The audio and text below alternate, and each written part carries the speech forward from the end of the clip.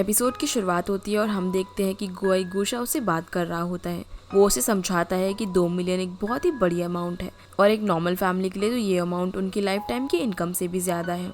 गुशा उसकी बात को बीच में ही रोकते हुए कहता है कि वो नॉर्मल फैमिलीज की तरह नहीं सोचता, क्योंकि वो ऐसी फैमिली से बिलोंग नहीं करता है और वैसे भी वो अपने डैड को ये अमाउंट रिटर्न कर देगा। ये सुनकर गुआई उससे सवाल करता है कि वो ऐसा कैसे करेगा। ये कैफे उसने अभी अभी ओपन किया है और तुरंत ही वो मिलियंस कैसे कमा लेगा। जिसके जवाब में गुशाओ कहता है कि उसके पास और भी रास्ते हैं। अब वो मूड को लाइट करने के लिए कहता है कि उसे अभी जियाओ के डैड से मिलने की तैयारी करनी चाहिए, अगर उसे जियाओ से शादी करनी है तो। जिस पर गुआई स्माइल करने लगता है और फिर दोनों जियाओ और सेंसन के पास चले जाते हैं। वहां जाकर सब लोग गुआई का मजाक उड़ाते हुए कहते हैं कि उन्हें डर लग रहा है। अब जब वो जियाओ के डैड से मिलने वाला है तो उसे कुछ तो फील हो रहा होगा। जिस पर गुआई हिचकिचाते हुए कहता है कि उसे थोड़ा डर तो लग रहा है। फिर वो सेंसन और जियाओ से पूछता है कि मिस्टर लिन को क्या क्या पसंद है और क्या नहीं। अगर उसे इस बात के बारे में पहले पता होगा तो ये उसके लिए अच्छा होगा। ये सुनकर पहले तो सब लोग हंसते हैं, लेकिन फिर सेंसन कहती है कि वो ये तो नहीं बता सकती कि मिस्टर लिन को क्या पसंद है, लेकिन वो ये जरूर बता सकती है कि वो एक टिपिकल हाई स्कूल टीचर है, इसीलिए एक गलती पर तुम्हें हाई स्कूल के 10 चक्कर लगाने पड़ सकते हैं। ये सुनकर गुआई सीरियस हो जाता है और कहता है तो टिपिकल टॉर्चर है। उसे सीरियस देखकर अब सब लोग हंसने लगते हैं। तब जियाओ सबको चुप कराती है और कहती है कि कोई भी उसके बॉयफ्रेंड को परेशान नहीं करेगा। फिर वो उसे तसल्ली देती है कि ऐसा कुछ भी नहीं होगा।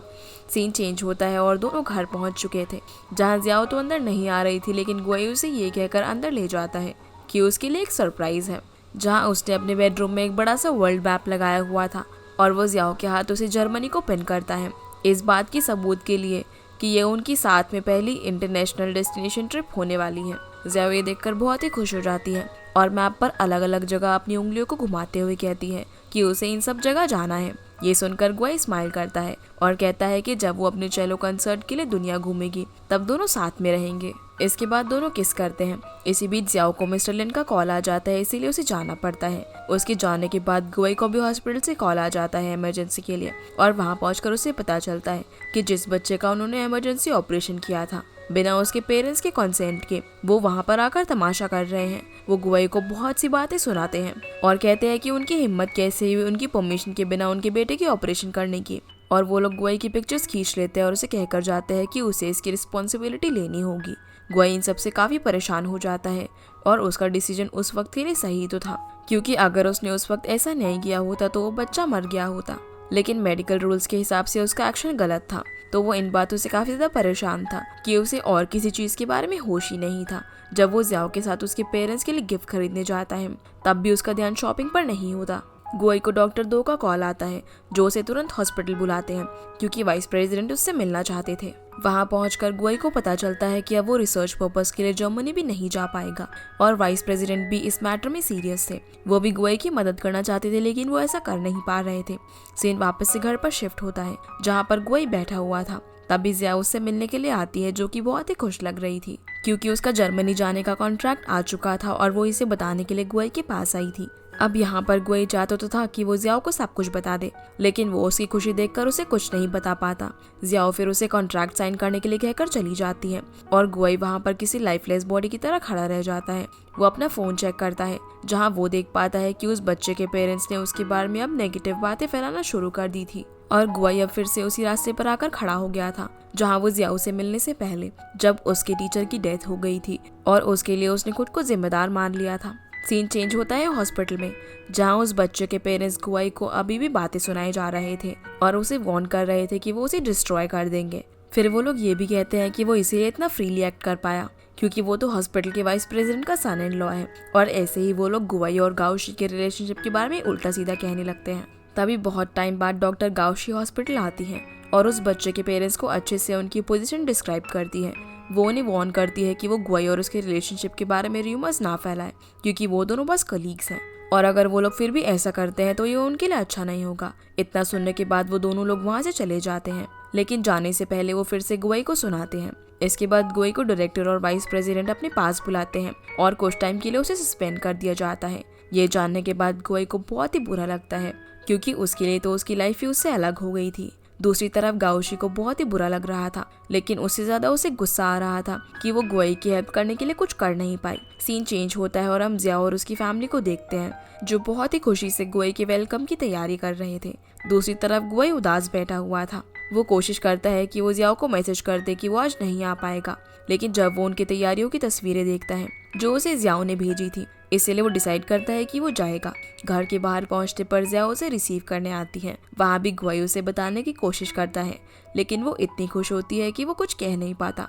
अब टाइम स्किप होता है और वो जियाओ की फैमिली के साथ डिनर टेबल पर खाना खाने बैठ जाता है। सभी उससे बात कर रहे थे, लेकिन वो तो किसी दूसरे ही ख्याल में खोया हुआ था और उसका उदास चेहरा जियाओ के साथ उसके पेरेंट्स भी नोटिस कर लेते हैं।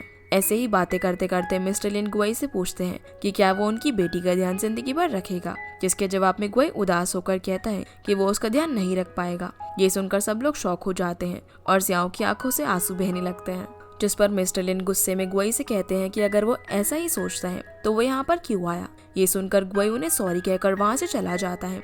जियाओ उसके पीछे जाती है और उसके दरवाजे पर खड़ी होकर उसे कहती है कि वो जानती है कि वो ऐसा नहीं है, इन सब के पीछे जरूर कोई ना कोई रीजन होगा और वो उसे सब कुछ बता सकता है। लेकिन गुआई उसे कुछ नहीं बताता, बल्कि वो उससे कहता है कि वो ज्यादा ना सोचे, बस इस वक्त थोड़ा डिस्टेंस चाहता है और कुछ भी नहीं। जियाओ की आंखों से फाइनली आंसू बहने लगते हैं। वो उनसे कहती है कि उसे समझ आ रहा है, शायद उन्हें रियलाइज हो गया है कि वो उनके लिए सूटेबल नहीं है, और वो उसे ये कहकर वहाँ से चली जाती है कि वो उसे उसका टाइम खराब करने के लिए माफ कर दे। गुआई उसे बस जाते हुए देखता ही रह जाता है और फिर उसकी आंखों से भी आंसू निकलने लगते हैं। वापस घर में जाने पर मिस्टर लिन जियाओ को गुआई से ब्रेकअप करने के लिए कहते हैं, लेकिन जियाओ बस इतना कहती है कि इन सब के पीछे जरूर कोई वजह है और गुआई ऐसा नहीं है, और रोते हुए वहाँ से चली जाती है। मिस्टर लिन को गुआई पर बहुत ही गुस्सा आ रहा था, क्योंकि उसकी वजह से उसकी बेटी इतना रो रही थी। मिसेस लिन उन्हें शांत कराती है, क्योंकि उनकी हेल्थ के लिए बिल्कुल भी अच्छा नहीं था, और हम मिस्टर लिन को कुछ परेशान भी देख पाते हैं उनकी हेल्थ की वजह से। ऑल्दो मिस्टर और मिसेस लिन गुआई पर गुस्सा थे, लेकिन कहीं न कहीं उन्हें भी लग रहा था जैसे कि गुआई के ऐसा करने के पीछे कोई वजह रही हो। वहीं डॉक्टर गुआई घर से डॉक्टर 2 को कॉल करके कहता है कि वो उनका सारा सामान पैक कर रखे, वो उसे लेने आ रहा है। अब जब वो अपने घर की ओर देखता है तो उसे अपने घर का हर कोना जियाओ की याद दिला रहा था। फिर वो हॉस्पिटल पहुंच जाता है और डॉक्टर 2 से सारा सामान बाहर मंगवाता है, जहां डॉक्टर 2 परेशान होकर उसे पूछते हैं कि क्या वो सब कुछ छोड़कर जा रहे हैं। लेकिन गुआई उसकी इस बात का सीधा जवाब नहीं देता और बस इतना कहता है कि वो कुछ टाइम के लिए बाहर जा रहा है अपना माइंड फ्रेश करने के लिए। मगर वो हॉस्पिटल को ऐसे देखता है जैसे कि वो उसे आखिरी बार देख रहा हो। डॉक्टर 2 उसे हौसला देते हुए कहते हैं कि वो डॉक्टर गाउशी और बाकी सभी स्टाफ कोशिश कर रहे हैं कि उसे सही प्रूव किया जा सके, क्योंकि वो सभी जानते हैं कि डॉक्टर गुआई गलत नहीं थे। ये सुनकर गुआई स्माइल करता है और फिर चला जाता है। दूसरी तरफ गुशाओ परेशान था, क्योंकि उसने पैसे कमाने के लिए अपना कैफे मॉर्गेज पर रख दिया था और अब वो हार चुका था। वो अपने डैड के पास जाकर उनसे कहता है कि वो उनका दिया हुआ अमाउंट रिटर्न नहीं कर पाएगा, इसीलिए अब वो जैसा कहेंगे वो वैसा ही करेगा। जो सुनकर पहले तो उसके डैड शॉक हो जाते हैं, लेकिन फिर उसे अगले दिन बिजनेस ट्रिप पर जाने के लिए तैयार होने को कहते हैं, जिसके लिए गुशाओ मान जाता है और उनसे एक रिक्वेस्ट करता है कि वो सैनसन को एक अच्छी जॉब दिला दे, क्योंकि वो एक बहुत ही अच्छी और काबिल लड़की है, और अगर उसने उसे इस कैफे में नहीं लगाया होता तो वो आज कहीं और कुछ अच्छा कर रही होती। और इसी के साथ हम सैनसन के कई फ्लैशबैक्स देखते हैं, जिसमें वो कैफे को बहुत ही अच्छे से हैंडल कर रही थी।